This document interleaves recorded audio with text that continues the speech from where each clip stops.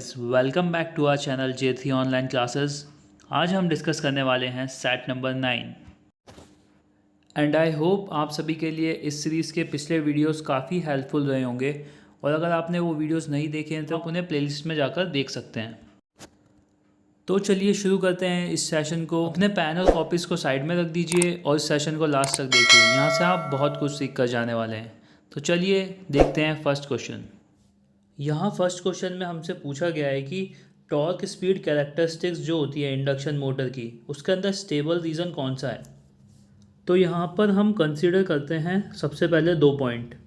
मान लीजिए कैरेक्टरिस्टिक्स है, यहाँ पर हमने कंसीडर किया वाई पॉइंट को। अब इस वाई पॉइंट पर अगर हम देखते हैं, जैसे मान लीजिए अगर यहाँ से स्पीड अगर बढ़ती है तो अगर स्पीड बढ़ेगी तो डेवलप्ड टॉर्क भी बढ़ेगा। डेवलप्ड टॉर्क तो उसकी वजह से होगा क्या कि लोड टॉर्क भी बढ़ेगा, और जब लोड टॉर्क बढ़ेगा तो फिर वो आगे दोबारा स्पीड को बढ़ाएगा। तो वाई वाले केस में क्या होगा कि अगर एक बार स्पीड बढ़ेगी तो वो आगे बढ़ती जाएगी और आपका ऑपरेटिंग पॉइंट जो होगा वो आगे शिफ्ट हो जाएगा। जबकि अगर हम डब्ल्यू वाले पॉइंट को डिस्कस करें, यहाँ पर अगर हम डब्ल्यू वाले पॉइंट को लेते हैं तो इस केस में क्या होगा कि अगर हम स्पीड को इंक्रीज़ करते हैं तो इसमें क्या होगा कि जो आपका टॉर्क है, यहाँ पर जो डायरेक्शन ये टॉर्क की बता रहा है ना ऊपर वाई एक्सिस, तो लोड टॉर्क कम हो जाएगा और इस लोड टॉर्क कम होने की वजह से स्पीड वापस से कम होने लग जाएगी। तो इससे क्या मशीन दोबारा अपने ऑपरेटिंग पॉइंट पर आ जाएगी। तो हम इस W वाले पॉइंट में एक सेकंड केस देखते हैं। जब स्पीड की वैल्यू क्या होगी, कम होगी, यानी पीछे की तरफ जाएगी, तो उस केस में क्या होगा कि टॉर्क की वैल्यू बढ़ जाएगी। और जब टॉर्क की वैल्यू बढ़ जाएगी तो उस वजह से लोड टॉर्क ज़्यादा हो जाएगा, तो स्पीड की वैल्यू दोबारा से हाई हो जाएगी, यानी आगे की तरफ जाएगी। अब जब आगे की तरफ जाएगी तो यानी कि आप दोबारा अपने ऑपरेटिंग पॉइंट पर आ जाएंगे, यानी कि मशीन दोबारा ऑपरेटिंग पॉइंट पर आ जाएगी। तो इसलिए जो Z के बाद वाला अगर कोई भी पॉइंट आता है तो ये कहलाता है स्टेबल रीजन। स्टेबल रीजन, तो इसलिए जो इसका सही आंसर है वो होगा DW। आई होप ये सभी को क्लियर हुआ होगा। अगर आपका फिर भी कोई डाउट रह जाता है तो आप उसे कमेंट सेक्शन में जाकर पूछ सकते हैं। चलिए नेक्स्ट क्वेश्चन देखते हैं। इसमें हमसे पूछा गया है कि जब भी स्पैन इंक्रीज़ होता है तो उस केस में सैग पर क्या इफ़ेक्ट पड़ता है, यानी यहाँ पर ट्रांसमिशन लाइन की बात हो रही है। तो इसके लिए सबसे पहले तो आपको सैग का फॉर्मूला पता होना चाहिए, जो होता है S=WL² / 8T। यहाँ पर W क्या है, weight of the conductor per unit, और L क्या है, स्पैन लेंथ, यानी कि जैसे मान लीजिए दो टावर्स हैं तो इनके बीच में अगर ये वायर जा रहा है तो ये इसके बीच की यहाँ की लेंथ है, ये L है। T यानी तो सब आप जानते ही हैं, ये टेंशन होता है। तो अब यहाँ पे हमें पूछा गया है कि स्पैन जब भी इंक्रीज़ होता है, स्पैन कहने का क्या मतलब है, लेंथ ऑफ स्पैन बोलना चाह रहा है वो इससे। और लेंथ जैसा कि आप देख रहे हैं कि डायरेक्टली प्रोपोर्शनल है इसके एस के, तो जब भी अगर स्पैन इंक्रीज़ होगा तो सैग भी इंक्रीज़ होगा। तो इसका जो सही आंसर है वो होगा सेकेंड, इंक्रीजेस। आई होप सभी को क्लियर हुआ होगा। मैंने पिछले वीडियोस में भी इसी तरह क्वेश्चंस को एक्सप्लेन किया है, अगर आपने नहीं देखे तो आप उन्हें प्लेलिस्ट में जाकर देख सकते हैं। यहाँ पर हमसे इस क्वेश्चन में पूछा गया है कि मूविंग आयरन मीटर्स इनमें से किसको मेज़र करता है। तो इसका जो सही आंसर है वो है ए, बोथ AC एंड DC। जबकि सिर्फ अगर ओनली AC का ऑप्शन आता है आपके पास तो इसके अंदर जो आता है वो होता है induction type meters, induction type instrument जो भी होते हैं। और सिर्फ ओनली DC पे वर्क करता है वो करते हैं PMMC टाइप। इनकेस आपसे कभी पूछ लिया जाए क्वेश्चन तो चलिए नेक्स्ट क्वेश्चन को देखते हैं। इस क्वेश्चन में हमसे पूछा गया है कि voltmeter is a galvanometer with. यहाँ पर कहने का मतलब ये है कि गैल्वेनोमीटर को वोल्टमीटर में कैसे कन्वर्ट किया जाता है। तो इसको कन्वर्ट करने के लिए गैल्वेनोमीटर के साथ हम सीरीज़ में लगाते हैं हाई रेजिस्टेंस। तो जो इसका सही आंसर होगा वो होगा A, high resistance. Okay then next question. इसमें हमसे पूछा गया है कि अगर हमारे को इंड्यूस EMF का प्रोडक्शन करना है तो हमको फील्ड सिस्टम को इलेक्ट्रिक मशीन में कहाँ पर लगाना पड़ेगा। तो ये आपने पढ़ा होगा, अगर नहीं भी पढ़ा है तो आपको याद होगा कि जनरेटर एंड मोटर्स के अंदर जो हम फील्ड सिस्टम लगाते हैं वो हम लगाते हैं स्टेटर में नॉर्मली, जबकि सिंक्रोनस मोटर एंड जनरेटर में हम क्या करते हैं, इसमें फील्ड सिस्टम को हम लगाते हैं रोटर में, यानी कि रोटर फील्ड सिस्टम को हम रोटर और स्टेटर दोनों में लगा रहे हैं। तो इसका जो सही आंसर होगा वो होगा B, may be on rotor and stator. अगर आपको सब कुछ समझ में आ रहा है और सेशन आपको अगर अच्छा लग रहा है तो प्लीज़ इसको लाइक ज़रूर कर देना। चलिए नेक्स्ट क्वेश्चन को देखते हैं। इस क्वेश्चन में हमसे यहाँ पर बोला गया है कि जब हम सेरेमिक डाइलेक्ट्रिक के ऊपर एक वोल्टेज को अप्लाई करते हैं तो उसके अंदर जो इलेक्ट्रोस्टैटिक फील्ड प्रोड्यूस होती है वो 100 गुना ज़्यादा है एयर से। तो उस केस में सेरेमिक का हमें डाइलेक्ट्रिक कांस्टेंट निकालना है। तो चलिए इसे सॉल्व करते हैं। डाइलेक्ट्रिक कांस्टेंट का फॉर्मूला आप सबको याद होगा, ये होता है K इज इक्वल्स टू होता है इलेक्ट्रिक फील्ड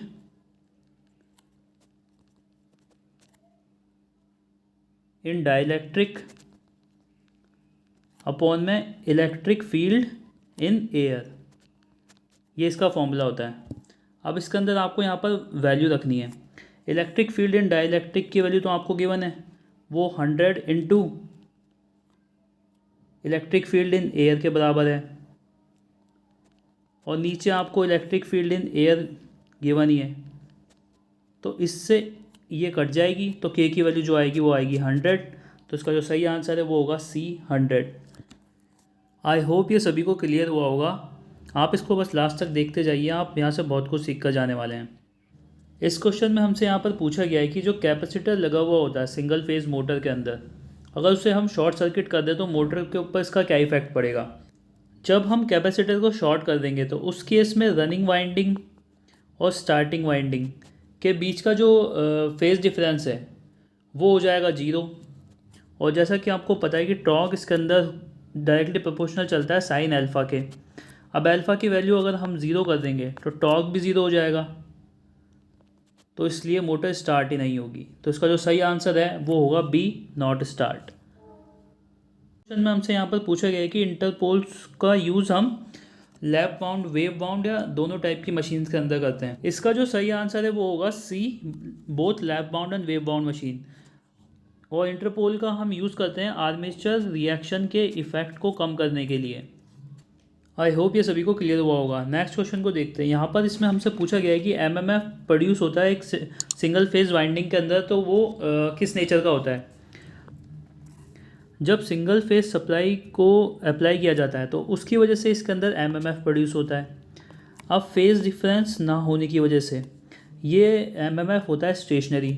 एक बार ये पॉजिटिव आता है और एक बार नेगेटिव सप्लाई होने की वजह से एमएमएफ भी ऐसे ही आता है, तो ये पल्सेटिंग नेचर का होता है। तो इसका जो सही आंसर है वो होगा A, pulsating and stationary. Okay then moving to the next question.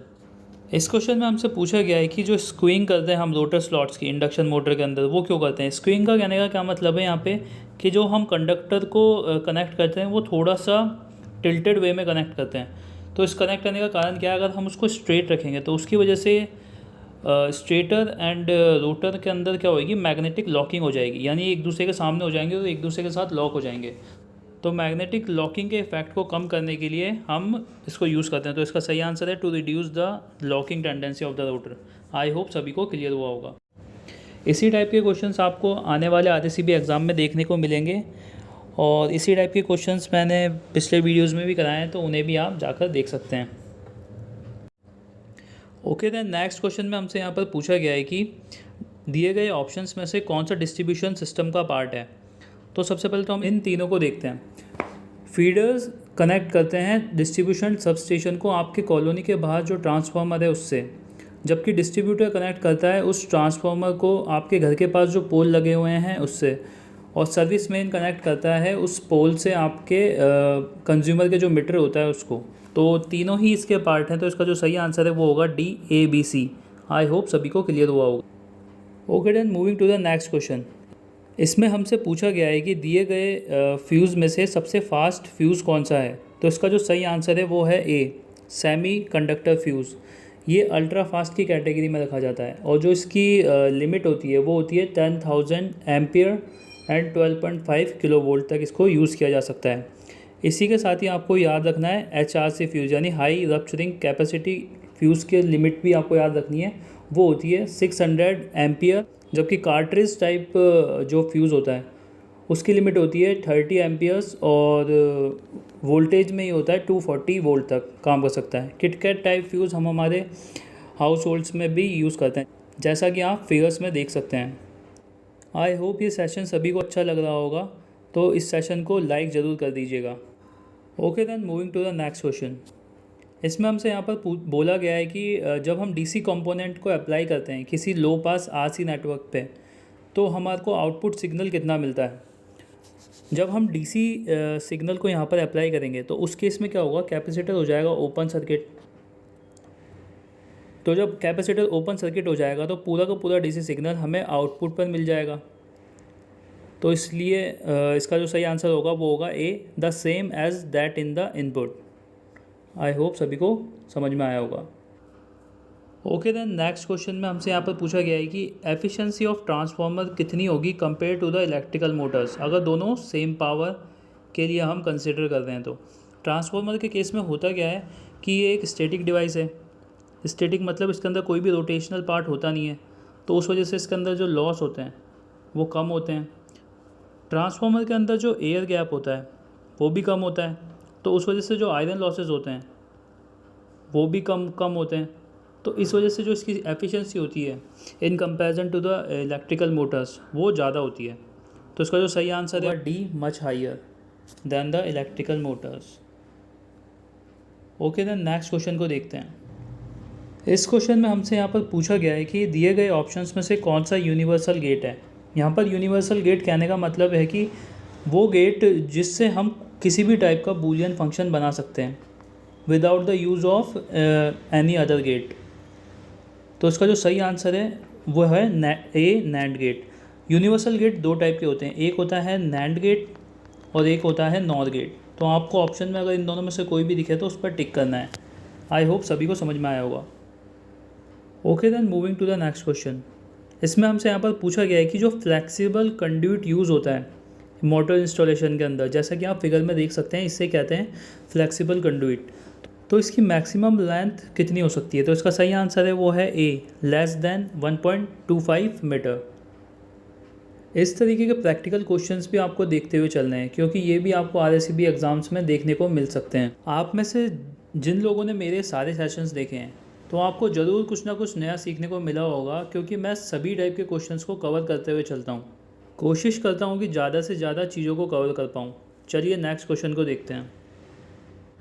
इस क्वेश्चन में हमसे पूछा गया है कि दिया गया कैरेक्टरिस्टिक कर्व कौन सी मोटर का कर्व है। तो जैसा कि मैंने आपको फर्स्ट क्वेश्चन में समझाया था, ये है इंडक्शन मोटर का कर्व। और ये किस किस के बीच में बना हुआ है, टॉर्क स्पीड कर्व है ये इंडक्शन मोटर का।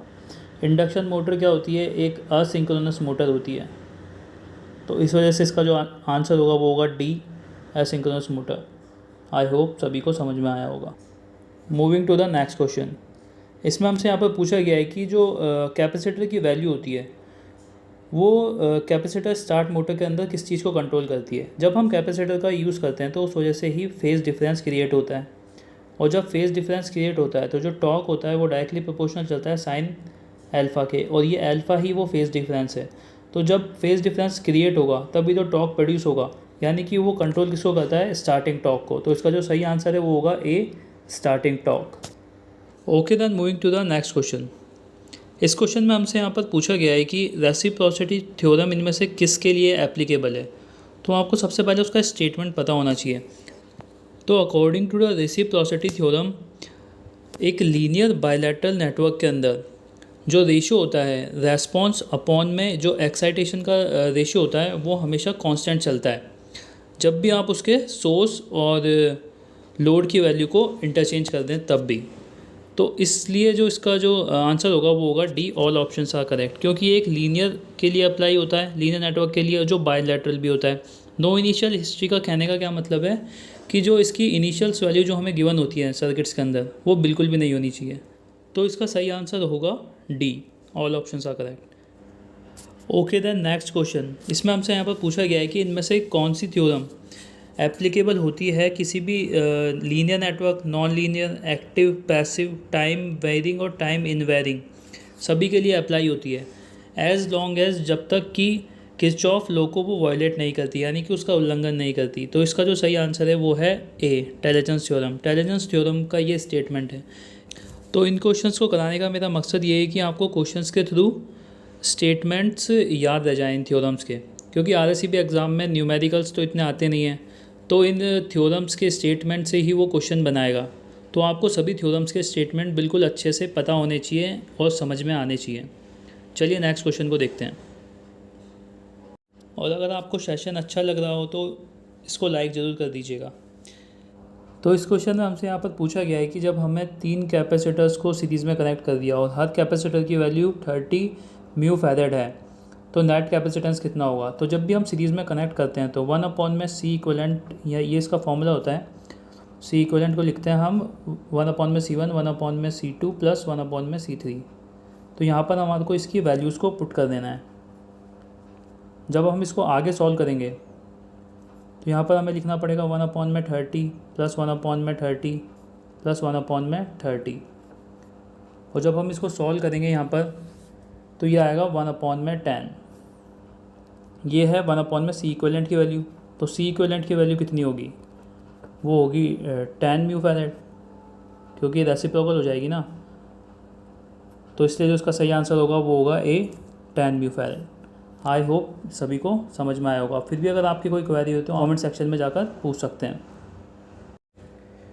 ओके देन नेक्स्ट क्वेश्चन में हमसे यहाँ पर पूछा गया है कि अगर हम आइडेंटिकल रेटिंग यानी सेम रेटिंग के कैपेसिटर्स को लेते हैं तो इन सब कैपेसिटर्स में से सबसे छोटा कैपेसिटर यानी साइज़ में छोटा कैपेसिटर कौन सा होगा। तो इसका जो सही आंसर है वो है ए, सेरेमिक कैपेसिटर। और जैसे कि आप फिगर में देख सकते हैं कुछ ऐसा होता है सेरेमिक कैपेसिटर, और ये यूज़ किया जाता है हाई फ्रिक्वेंसी के सिग्नल्स के लिए कंपनसेशन करने के लिए, किसमें, ऑडियो सर्किट्स में। ये भी आपको याद रखते हुए चलना है। आई होप सभी को ये सेशन अच्छा लगा होगा। ये क्वेश्चन मैंने पिछले वीडियो के लास्ट में पूछा था। इसमें पूछा गया है कि शॉर्ट सर्किट टेस्ट करते टाइम ट्रांसफार्मर में कौन सी साइड को शॉर्ट सर्किट रखा जाता है। तो इसका जो सही आंसर है वो है लो वोल्टेज साइड। कई लोगों ने इसका आंसर कमेंट सेक्शन में दिया है, और जिन लोगों के सही आंसर हैं उनके नाम हैं विजेंद्र सिंह, कृति अग्रवाल, गुंजन बैरवा एंड हर्ष देशवाल। और आज का जो आपके लिए क्वेश्चन है वो ये है कि average power in a pure inductive circuit कितना होता है। इसका आंसर आपको करना है कमेंट। अगर आप भी अपना नाम नेक्स्ट सेशन में फीचर करवाना चाहते हैं तो कमेंट सेक्शन में इसका आंसर दीजिए। आई होप आपको इस सेशन से काफ़ी कुछ सीखने को मिला होगा, और इसी तरह आगे भी नॉलेज गेन करने के लिए हमारे चैनल को सब्सक्राइब कर दीजिएगा और इसको शेयर कर दीजिएगा अपने फ्रेंड्स के साथ, और लाइक करना बिल्कुल भी मत भूलना, हमें इनकरेज करने के लिए आगे ऐसे वीडियोस बनाने के लिए। Thank you guys.